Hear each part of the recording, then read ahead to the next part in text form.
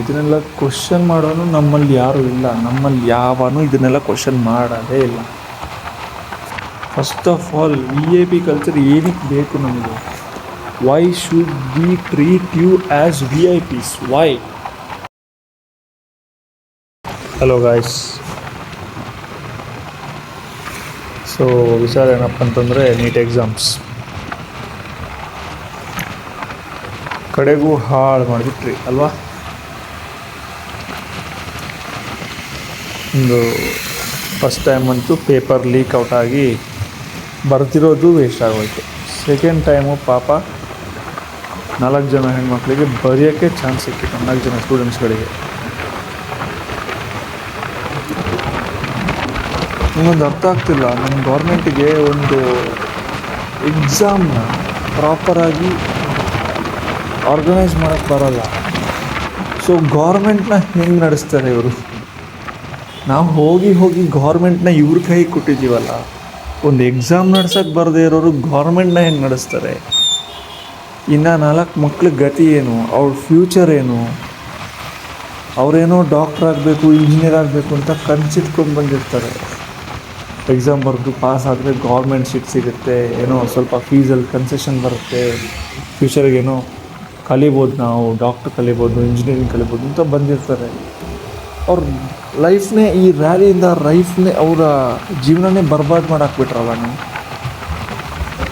So ಇವಾಗ who will take the responsibilities?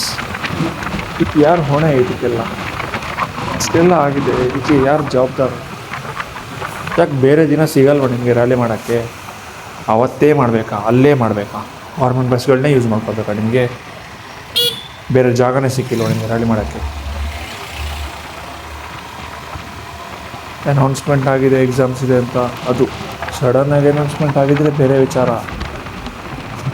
ಎಷ್ಟೋ ದಿನ ಹಿಂದೆನೇ ಅನೌನ್ಸ್ಮೆಂಟ್ ಆಗಿದೆ, ಈ ತಾರೀಕಿಗೆ, ಈ ಡೇಟಿಗೆ, ಇಂಥ ಟೈಮಲ್ಲಿ ಎಕ್ಸಾಮ್ ಇರುತ್ತೆ ಅಂತ. ಅಷ್ಟು ಗೊತ್ತಿದ್ದು ಕೂಡ ಅದೇ ಡೇಟಲ್ಲಿ ನಮಗೆ ರ್ಯಾಲಿ ಮಾಡಬೇಕು. ಯಾವನ್ ಹೆಂಗಾನ ಹಾಳಾಗೋಗ್ಲಿ, ನಾವು ಮಾತ್ರ ಎಂಜಾಯ್ ಮಾಡಿಕೊಂಡು ರ್ಯಾಲಿ ಮಾಡಿಕೊಂಡು ಖುಷಿಯಾಗಿರ್ಬೇಕಲ್ವ? ನಮ್ಮ ಫಂಕ್ಷನಪ್ಪ, ನಮ್ಮ ಪಾರ್ಟಿ ಫಂಕ್ಷನು. ಗೊತ್ತು. ಇವಾಗ ಈ ಮಕ್ಕಳ ಲೈಫ್ ಗತಿ ಏನು? ಆ ಪಾಪ, ಆ ಹುಡುಗಿ ಒಂದು ಅಳ್ತಾ ಇದೆ. ಆ ಹುಡುಗಿ 2 ನಿಮಿಷ ಲೇಟ್ ಆಯ್ತು ಸರ್ ಬಿಡಿ ಅಂತ, ಅದು ಜೆನ್ವಿನ್ ರೀಸನ್ ಕೊಟ್ಕೊಂಡು ಹೇಳ್ತಿದೆ. ಬಸ್ ಇಲ್ಲ, ಬಸ್ ಸಿಕ್ಕಿಲ್ಲ, ಒಂದು ಬಸ್ ಬಂದಿಲ್ಲ, 12 o'clock ವೇಟ್ ಮಾಡ್ತಿದ್ದೀವಿ ಎಕ್ಸಾಮ್ ಬರೋಕ್ಕೆ ಅಂತ. ಅಲ್ಲ, ಒಂದು ಬಸ್ ಇಲ್ಲದೆ ಇದ್ದು ಅವಳು ಹೆಂಗೆ ಬರೋಣ? ಮೊಬೈಲ್ ಇಲ್ಲ, ದುಡ್ಡಿಲ್ಲ ಅಂತಂದರೆ ಹೆಂಗೆ ಬರೋಣ ಎಕ್ಸಾಮಿಗೆ? ನೀವೇ ಹೇಳಿ, ಹೇಗೆ ಬರಬೇಕು ಎಕ್ಸಾಮಿಗೆ? ಅದರಲ್ಲ ಸೆಕ್ಯೂರಿಟಿ ನನ್ನ ಮಗ ಇದ್ದಾನಲ್ಲ, ಒಳಗೆ ಹೋಗೋಕ್ಕೆ ಬಿಡ್ತಾಯಿಲ್ಲ ಆ ಹುಡುಗಿಗೆ. ಅದೇ ಜಾಗದಲ್ಲಿ, ಆ ಹುಡುಗಿ ಜಾಗದಲ್ಲಿ ಅವ್ರ ಮಕ್ಳು ಯಾರು ಬಿಡ್ತಿದ್ರು ತಾನೆ? ಏನು ಅಷ್ಟು ಗೊತ್ತಾಗಲ್ವಾ? ಬೇಕಂತ ಏನು 2 ನಿಮಿಷ ಲೇಟ್ ಆದರೆ ಏನು ಅವ್ರು ಕ್ವಶನ್ ಪೇಪರ್ ಸಿಕ್ಬಿಡ್ತಾರೆ ನಿಮ್ಮದು? ಇಲ್ಲ ಕಾಪಿ ಚೀಟಿ ರೆಡಿ ಮಾಡ್ಕೊಂಬರ್ತಿರ್ತಾರ? ಕದ್ದು ಬರೆಯೋನು ಹಿಂಗಾನ ಕದ್ದು ಬರೀತಾನೆ. ಅಷ್ಟು ಟೈಟ್ ಸೆಕ್ಯೂರಿಟಿ ಮಾಡ್ತೀರಾ? ಕೈಯಲ್ಲಿರೋ ದಾರ ಇರೋಂಗಿಲ್ಲ, ಇದು ಫುಲ್ ಆ್ಯಂಡ್ ಶರ್ಟ್ಸ್ ಹಾಕೋಂಗಿಲ್ಲ. ಸಾವಿರಾರು ರೂಲ್ಸ್ಗಳಿವೆ ನಿಮ್ಮದು. ವಾಟರ್ ಬಾಟ್ಲು, ಕಾಂಪಾಸು, ಅದು ಇದು ಏನೇನೂ ತರೋಂಗಿಲ್ಲ ಎಕ್ಸಾಮ್. ಬಟ್ 1 ನಿಮಿಷ ಲೇಟ್ ಬಂದರೆ 2 ನಿಮಿಷ ಲೇಟ್ ಬಂದರೆ ಎಕ್ಸಾಮ್ ಹಾಲ್ಗೆ ಎಂಟ್ರಿ.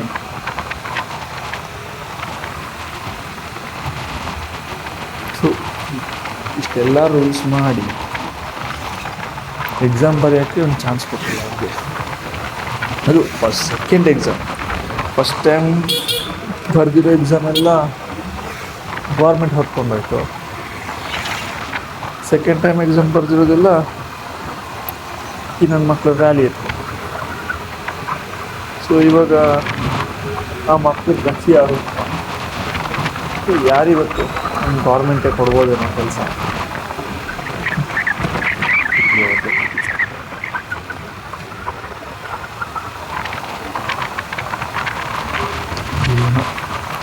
ಗೊತ್ತಾಗ್ತಿಲ್ಲ.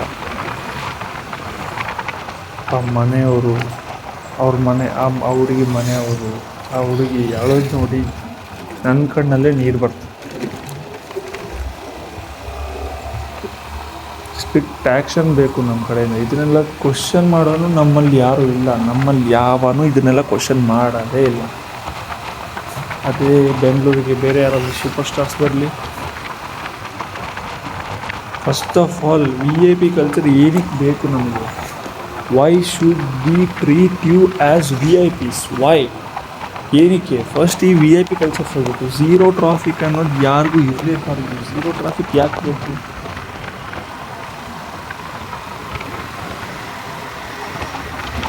ಸೊ ವೋಟ್ ಹಾಕಿರೋದು ನಾವು ಗೌರ್ಮೆಂಟ್ ಬಸ್ ಓಡಾಡಬೇಕು. ಗೌರ್ಮೆಂಟ್ ಬಸ್ ಓಡಾಡೋದು ನಮ್ಮ ಪ್ರಾಬ್ಲಮ್ ಅಲ್ಲ, ಓಡಾಡ್ತೀವಿ.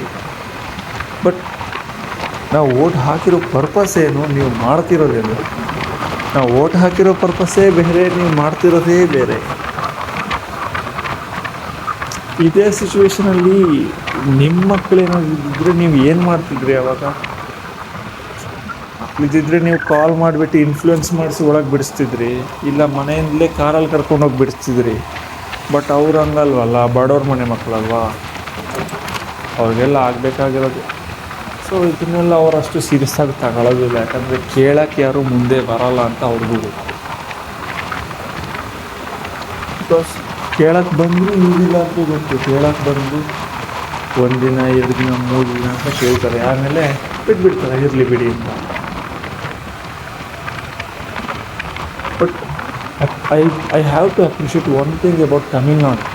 ಅಲ್ಲೊಬ್ಬ ಹುಡುಗನಿಗೆ ರಾಂಗ್ ಇದು ಎಕ್ಸಾಮ್ ಸೆಂಟರ್ಗೆ ಹೋಗಿದ್ದಾನೆ ಅಂತ ಪೊಲೀಸ್ ಜೀಪಲ್ಲಿ ಎಕ್ಸಾಮ್ ಸೆಂಟರ್ಗೆ ಕರ್ಕೊಂಡು ಹೋಗಿಬಿಟ್ಟಿದ್ದಾರೆ. This is what actually we want. ಈ ಥರ ಗೌರ್ಮೆಂಟ್ ಬೇಕು. ವಿಜಯ್ ಬಂದು ಏನು ಮಾಡಿದ್ದಾರೆ ತುಂಬ ಜನ ಕೇಳ್ತಿರಲ್ಲ, ತುಂಬ ಮಾಡ್ತಾಯಿದ್ದಾರೆ ಇವಾಗ.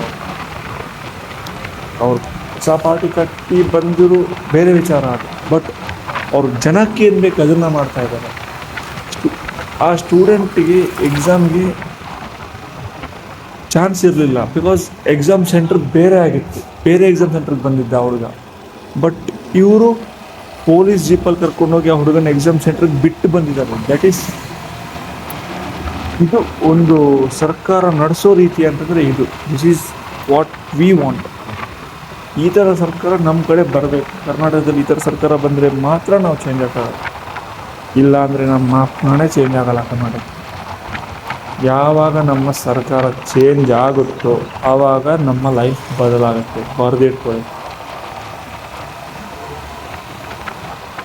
ನನಗಂತೂ ಇವರು ಮಾಡಿರೋ ಪ್ರಾಮಿಸ್ಗಳಂತೂ ಯಾವುದೂ ಈಡೇರ್ತಾ ಇಲ್ಲ. ಕೊಟ್ಟಿರೋ ಪ್ರಾಮಿಸ್ಗಳಂತೂ ಯಾವುದು ಸಿಗ್ತಾ ಇಲ್ಲ. ನಡೆಸೋದನ್ನಾದ್ರೂ ಕರೆಕ್ಟಾಗಿ ನಡೆಸಲಿ, ಅದು ನಡೆಸ್ತಿಲ್ವಲ್ಲ. ಇದೇ ಆಶ್ಚರ್ಯ ಆಗ್ತಿರೋದು. ಏನೋ ಇದ್ರ ಬಗ್ಗೆ ಮಾತಾಡಿದ್ರೆ ನಮ್ಮ ಟೈಮ್ ವೇಸ್ಟು. ನಮ್ಮ ಹಣೆ ಬರೋನೇ ಇಷ್ಟ ಅಂತ ಅಂದ್ಕೊಂಡು ಸುಮ್ಮನೆ ಆಗ್ಬಿಡ್ಬೇಕು.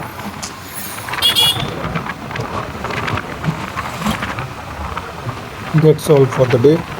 Okay friends, bye.